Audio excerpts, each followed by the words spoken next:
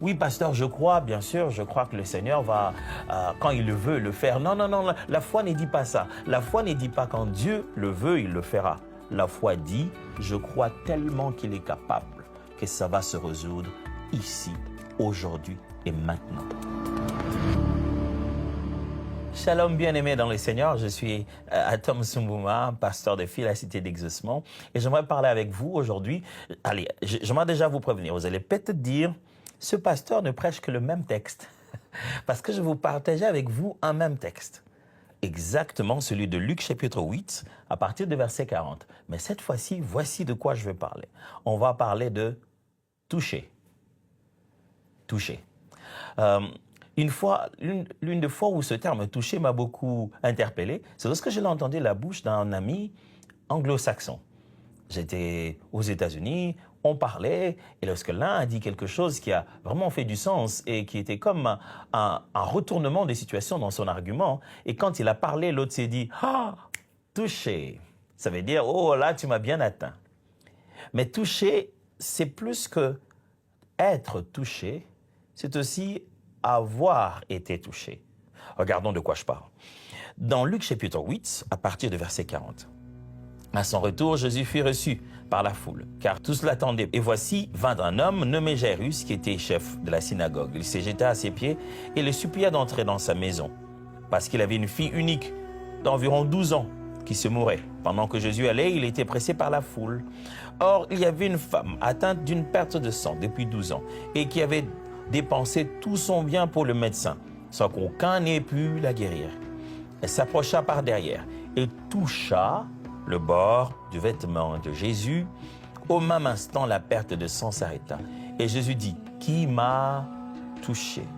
Comme tous s'en défendaient, Pierre et ceux qui étaient avec lui dirent, « Maître, la foule t'entoure et te presse, et tu dis, qui m'a touché ?» Mais Jésus lui répondit, « Quelqu'un m'a touché, car j'ai connu qu'une force était sortie de moi. » La femme, se voyant découverte, vint toute tremblante, se jeta à ses pieds et déclara devant tout le peuple pourquoi elle l'avait touché et comment elle avait été guérie à l'instant. Jésus lui dit, « Ma fille, ta foi t'a sauvée, va en paix. » Une histoire de toucher et d'être touché. Voici une chose qui rend très souvent difficile ce verbe « toucher » pour nous autres chrétiens en cette période. Parce qu'on se pose bien la question, où est-ce qu'il est physiquement pour que je le touche? Dois-je toucher le pasteur? Dois-je toucher la veste du pasteur? Dois-je toucher le mouchoir du pasteur? Dois-je toucher une partie du mur de Jérusalem? Dois-je toucher... Il est certes clair qu'il apparaît que dans notre foi, on a comme besoin d'un contact. Il faudra qu'on touche, il faudra qu'on entre en contact. Cette histoire parle du fait que Jésus vient de faire un grand miracle de délivrance à Génézareth. Il revient.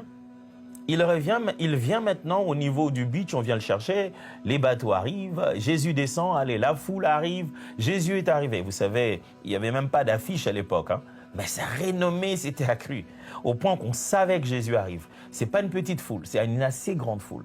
Et on le presse à l'intérieur. Allez, attendez, on parle de toucher, pendant ce moment-là, combien ont-ils touché Jésus? Si bien que quand Jésus lui-même dit « quelqu'un m'a touché », on trouve ça absurde. Les gens qui étaient avec lui se disent, mais est-ce qu'il veut dire quelque chose d'autre que toucher? Parce que franchement, le toucher, tout le monde le touche. On le touche là-bas, on le touche ceux qui veulent le saluer. Jésus a attiré des foules, vous savez. Mais Jésus dit, quelqu'un m'a touché. Comme s'il voulait dire, dans le même verbe toucher, il y a toucher et toucher. Il y a ce toucher que vous êtes en train de parler, qui n'est qu'un contact physique avec moi et mes habits. Mais il y a cet autre toucher qui est un contact intérieur que seule la foi pouvait avoir pour puiser dans les ressources que je promène en tant que Messie et guérisseur. C'est comme si Jésus promenait en lui-même un genre d'entrepôt, un genre de pharmacie, et il avait des cures pour chaque guérison.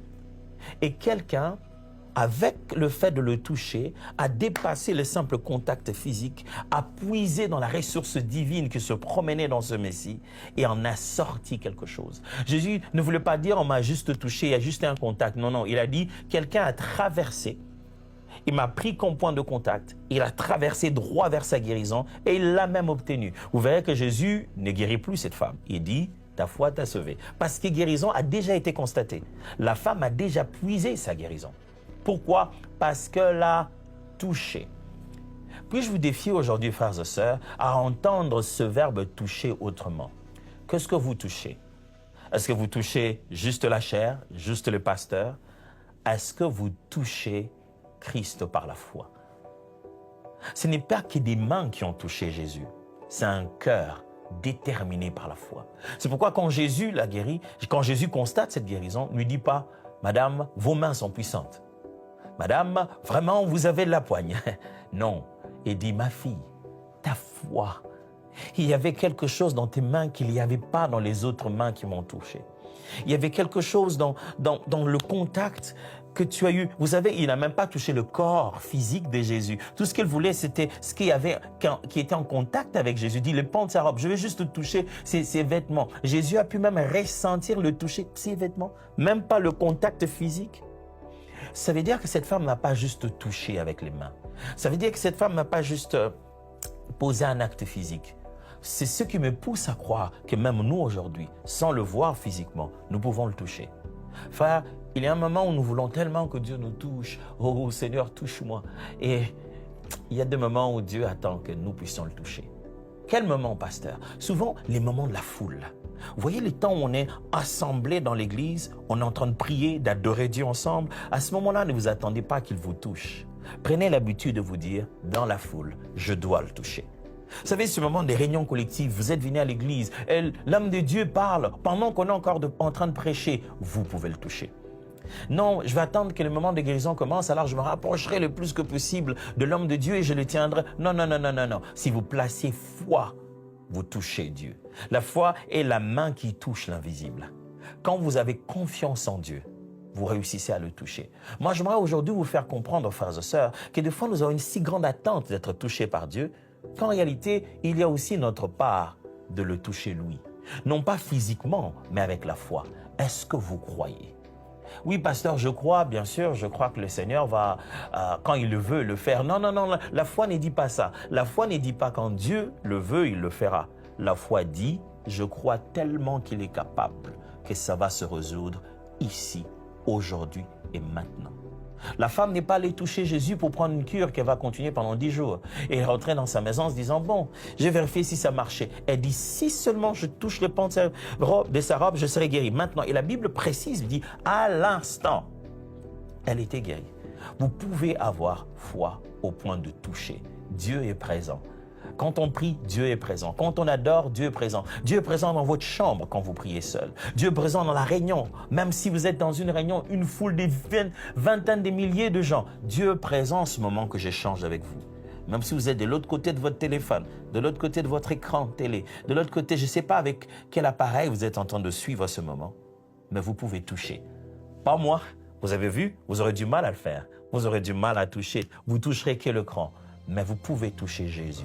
C'est Jésus dont je suis en train de parler, par la foi. Alors, puisqu'on parle de toucher, je vais faire une prière. Et pendant que je serai en train de faire cette prière, j'aimerais que vous puissiez toucher Jésus par la foi, en sachant qu'il est écrit, toute chose que vous demanderez en mon nom, croyez que vous l'avez reçu et vous le verrez s'accomplir. Quelqu'un voudrait aujourd'hui toucher pour son frère, pour sa sœur. Vous pouvez même le toucher. Et quand vous touchez Jésus, ça va jusque dans votre famille. Est-ce qu'on peut ensemble se défier pendant que vous m'écoutez aujourd'hui et se dire, je vais toucher alors. Dieu veut vous toucher, mais est-ce que vous voulez le toucher? J'aime bien le fait que cette femme n'a même pas cherché l'attention de Jésus. Elle n'a même pas voulu que Jésus connaisse son cas. Elle connaît son cas.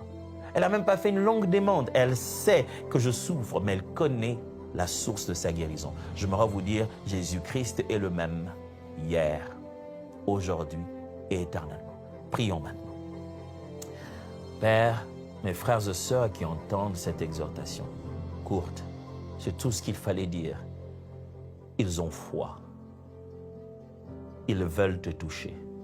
Tu es le seul qui dit, cherchez-moi pendant que je me trouve. Est-ce cela vraiment se cacher? Tu ne te caches pas. Tu te rends disponible à tous. Là, au moment où nous parlons, je ne sais pas combien de milliers de gens vont suivre. Je ne sais pas combien sont en train de suivre en ce moment, se connecter à cette prière. Mais je sais que celui qui, dans cette foule, se démarquera à te toucher par la foi.